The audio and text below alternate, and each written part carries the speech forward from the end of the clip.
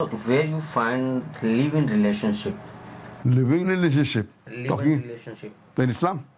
Yeah. In Islam, there's nothing like living relationship. That causes nothing but adultery. That's fine. You want to go, you want to stay together. Islam doesn't believe in that. Islam believes there should be a contract. Marriage, according to the Quran, nikah is a marital contract, a sacred covenant. That means if you have to stay together, have a contract between husband and wife. And in the contract, you can lay down conditions, which are there. If you hear my talk on women's rights in Islam, various conditions can be laid down. You can even lay a condition saying that, fine, I don't want my husband to take a second wife. She can lay any condition, what is permissible. She can lay a condition that, fine, I'll marry you only if you give me so much money. I'll marry you only if you give me monthly so and so this. I'll marry you if I give me whatever condition. He may agree, he may not agree. But living without a contract is nothing but adultery in Islam, zina, which is prohibited. Islam doesn't believe in living relationship without being husband and wife. If those who are not husband and wife, they stay together and have sex and say, fine, when we want to live, we'll live. When we want to part, we'll part. Now the court is saying, even living in a relationship, if the man walks out, he'll be sued. So what is it? It is the same as husband and wife. Does it make sense?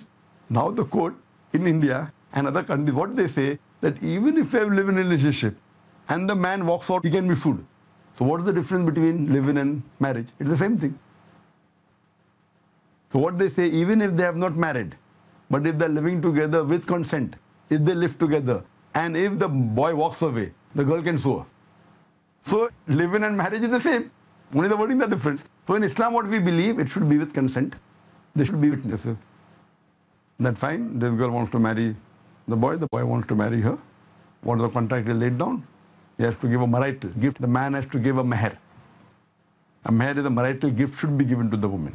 And she can demand anything. Quran says she can even demand a mountain of gold. These are the rights a woman has got. In our Indian culture, it's the opposite. It is the woman who gives dowry to the husband. Correct? In Islam, it is the opposite.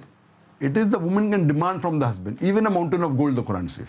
That's a different question. If he doesn't have a mountain of gold, he says, I cannot give. So whatever he can afford, if they mutually agree, so giving a marital gift is compulsory for a marriage to solemnize. Sir,